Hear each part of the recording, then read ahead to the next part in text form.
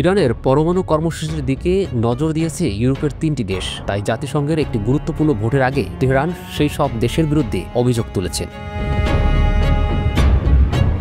শুক্রবার ইরানের সরকারি কর্মকর্তারা বলেন, ব্রিটেন, ফ্রান্স ও জার্মানি ইচ্ছাকৃতভাবে ন্যায়সঙ্গত সমাধানের পথ বন্ধ করে দিচ্ছে। ইরান একটি গ্রহণযোগ্য ও বাস্তবসম্মত প্রস্তাব দিয়েছে এবং সমস্যার শান্তিপূর্ণ সমাধানে আন্তরিকভাবে চেষ্টা চালিয়ে যাচ্ছে।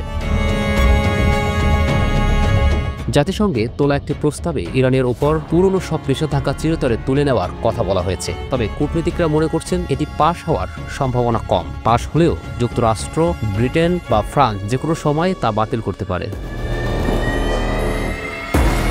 এর আগে ইউরোপের 3 দেশ তাদের শর্ত মানার জন্য ইরানকে 1 মাস সময় দিয়েছিল। তারা হুমকি দেয়, শর্ত না মানলে ইরানের বিরুদ্ধে আগের সব নিষেধাজ্ঞা আবার চালু করা হবে। ইরান এই উদ্যোগকে চুক্তির অপব্যবহার বলে উল্লেখ করেছেন। ইরানের উপপররাষ্ট্রমন্ত্রী সাইদ খাতিবজাদে বলেন, তারা ভুল পথে এগোচ্ছে। এভাবে চুক্তির ভেতরে নিয়মকে রাজনৈতিক স্বার্থে ব্যবহার করা কোনোভাবেই গ্রহণযোগ্য নয়। ইউরোপ বলেছে, ইরান যদি পরিদর্শকের কাজ করতে দেয় আর আলোচনায় বসে তাহলে তারা 6 মাসের জন্য নিষেধাজ্ঞা স্থগিত রাখবে। কিন্তু তাদের অভিযোগ, ইরান কোনোভাবে সহযোগিতা করেনি। ফ্রান্সের প্রেসিডেন্ট ইমানুয়েল ম্যাক্রো বলেছেন, খুব শিগগিরই নতুন নিষেধাজ্ঞা আসছে।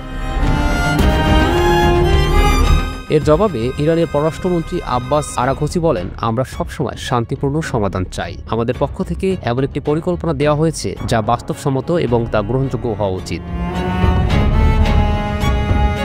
2015 সালে ইরান ও বিশ্বের কয়েকটি শক্তিধর দেশের মধ্যে একটি চুক্তি হয়, যার আওতায় ইরান পরমাণু কর্মসূচি সীমিত রাখবে এবং এর বদলে তার ওপর থেকে নিষেধাজ্ঞা তুলে নেওয়া হবে। কিন্তু 2018 সালে যুক্তরাষ্ট্র একতরফা ভাবে চুক্তি থেকে সরে গিয়ে আবার কঠোর নিষেধাজ্ঞা আরোপ করে। তখন থেকে চুক্তিটি কার্যত ভেঙে পড়ে। চলতি বছরের শুরুতে উত্তেজনা আরও বেড়ে যায় যখন ইসরায়েল ও যুক্তরাষ্ট্র যৌথভাবে ইরানের একাধিক পরমাণু স্থাপনায় হামলা চালায়। টানা 12 দিন ধরে চলা এই অভিযানে ইরানের গুরুত্বপূর্ণ স্থাপনা ক্ষতিগ্রস্ত হয়। এই সময় জার্মানির চ্যান্সেলর বলেন, ইসরায়েল আমাদের হয়ে কঠিন কাজটি করে দিচ্ছে। এ বক্তব্য তেহরান তীব্র ক্ষোভ প্রকাশ করে।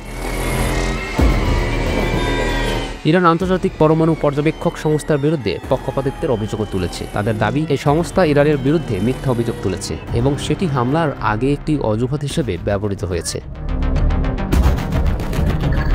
তেহরান বারবার বলেছে তারা কখনো পরমাণু অস্ত্র তৈরির চেষ্টা করেনি, অথচ ইসরায়েল বহুদিন ধরেই গোপনে পরমাণু অস্ত্রের মালিক বলে ধারণা করা হয়, যদিও তারা কখনো তা স্বীকার করেনি। ইরান স্পষ্ট করে জানিয়েছে, আলোচনা ব্যর্থ হলে তারা পাল্টা ব্যবস্থা নিতে প্রস্তুত। ইউরোপ যদি একতরফাভাবে চাপ সৃষ্টি করে তাহলে পরিস্থিতি আরও জটিল হয়ে পড়বে। উপপররাষ্ট্রমন্ত্রী খাতিবজাদে সতর্ক করে বলেন, এই ধরনের সিদ্ধান্তের সব দায় দায়িত্ব ইউরোপীয় দেশগুলোকে নিতে হবে।